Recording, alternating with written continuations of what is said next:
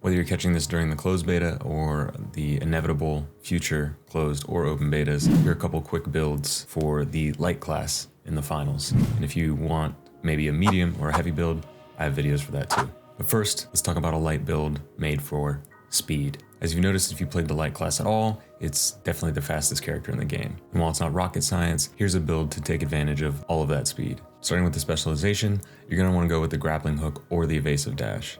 I feel like both moves are at a pretty good point in the beta right now, so it's going to depend on personal preference. Both will can get you up high. Evasive dash, if you're a movement kid or you aspire to be, it's going to help you get around and run circles around some less aware opponents. Evasive dash also doesn't have that kind of startup time that the grappling hook has to kind of take effect and get you moving, but the reach of the grappling hook should not be ignored. When it comes to guns in the speed focus build, I'm running the M11 SMG or the V95 silenced pistol. Personal preference is always going to be a factor, but with this build, we want to focus on getting in and out of situations quickly, doing as much damage as possible fairly quickly, and being able to disengage with that speed. So with that in mind, I think the SMG or the pistol are your best bet. Speaking of personal preference, gadgets really are that. It's going to be whatever you find most useful. You always have to think that those certain canisters are pretty plentiful on the different maps. So do you need to carry a grenade and take up a spot for that specific utility?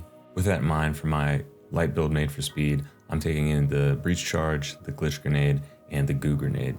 I think the breach charge is great utility regardless what kind of build you're trying to run with. As the light character, it's really easy to get in between an adjacent wall, a floor, or to disrupt a cash out station or a vault. As for that glitch grenade, I think it's a great utility to knock out those abilities your opponents might have, which can be effective for keeping the light contestant alive. Similar idea with the goo grenade, you can use that for cover, put some distance in between you and somebody that might have some more firepower. This style of build is what I played the light character with most. I think the speed is the huge advantage of the character. Being able to get in and out of situations, cause some disruption, cause some confusion, and make it out with a vault and get away a lot quicker than the other characters can.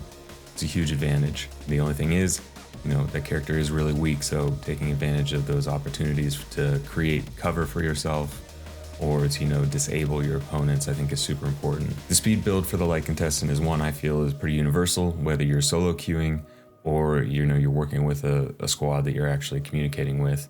I think it's something that you can be effective across the board. This next build is going to be the best when you are on a mic with your teammates and actually communicating, calling this the ghost build. So starting off with that specialization, it's going to be the cloak. So with this build, we're going to be relying heavily on this specialization to keep you out of sight, but also focus on the long range weapons available. Why I say this is best for a team that you're in communication with is because you're losing that mobility from either the grappling hook or the evasive dash, which is really the only way the light character can get around or get into verticality. So you need a medium teammate to back you up with either the zip line or jump pad. So like I said, we're going to focus on staying out of range, so feel free to bring in that sniper, that 30-06, or the LH1 rifle. So when you can get it to work, I think the ideal combo here is smoke grenade and thermal vision. What that's going to do is blind your opponents while giving you full ability to see them.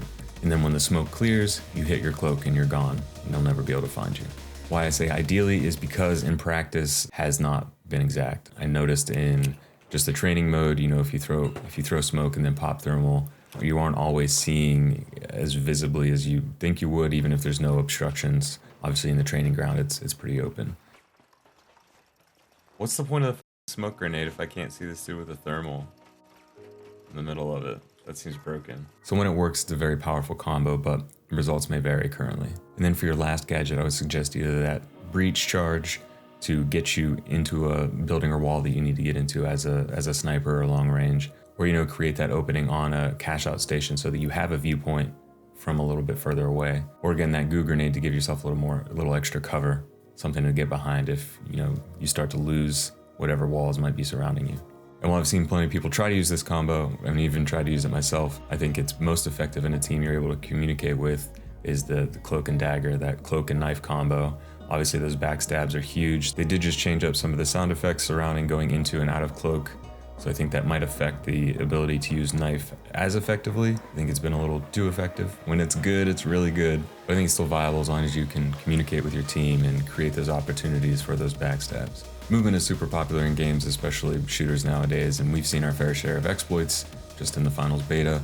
The speed build is going to be the obvious favorite, but I don't think you should ignore the ghost build, and I think, you know, as Embark, you know, gets more info and fine-tunes these different abilities, I think we're going to see more playstyles come about. And what do you think of these builds? Are these similar to what you've been using, or are there some certain things you really need to switch up?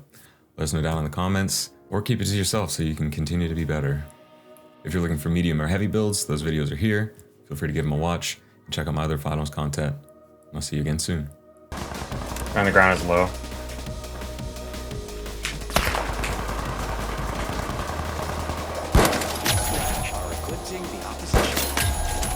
Come on.